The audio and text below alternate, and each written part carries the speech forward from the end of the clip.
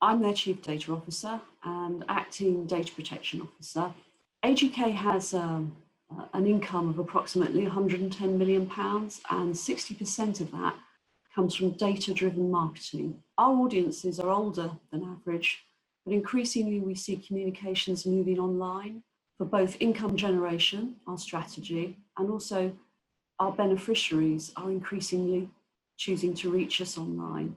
We are adopting new technologies to maximise this income. We are becoming increasingly more familiar with social media and other forms of online marketing. We receive very little government money, in common with many, many charities. So we're reliant on the goodwill of the public, who we ask to donate to us. We also have income that comes from our social enterprise arm, that we sell insurance to the over 50s, life aids to make their lives better, stair lifts. We offer funeral plans. We have a whole range of shops, for example, in the UK.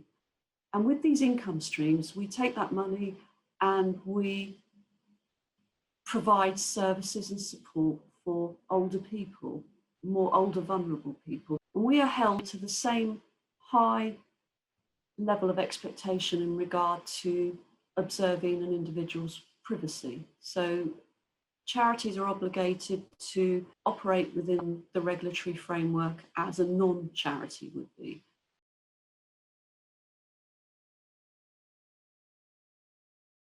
I do want to raise a challenge for charity websites that is, to a degree, unique to them, and that is that the multi-purpose platform that the charity website has evolved into.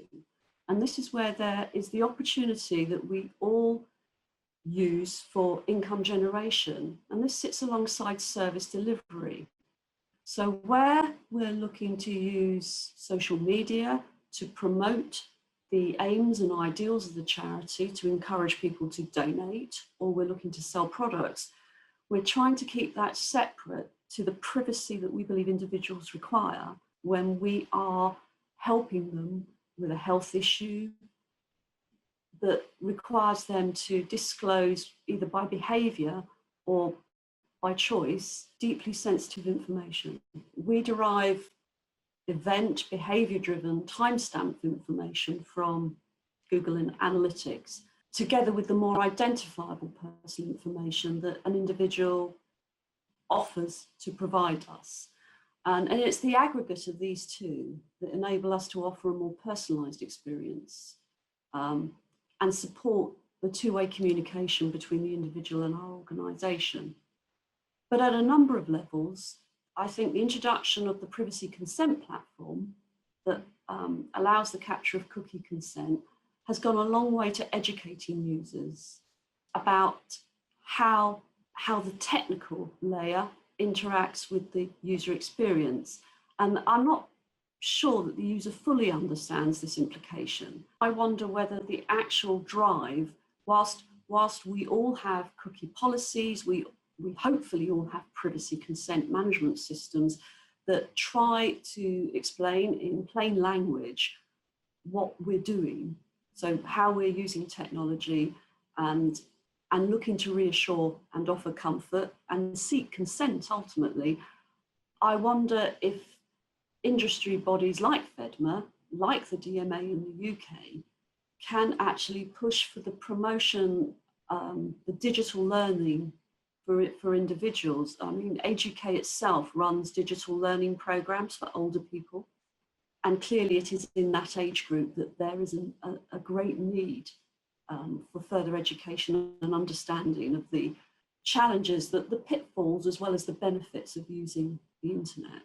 I also think organisations like myself, both commercial and charities, have an obligation to understand the ad tech world. I think it's extremely complicated. I think we have an obligation to ensure that whilst we look to raise income, generate profit, whatever the objective is, that we fully understand what we're committing to when we're adding a tracker, a pixel, a cookie, a third-party cookie to our website. So we almost have to be guardians for our customers.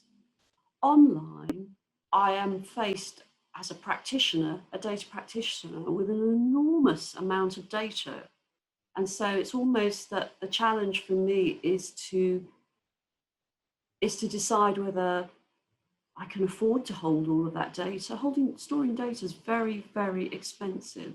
So I'm almost faced with a situation where I want to be in a position to be able to triage the data I believe is of most use.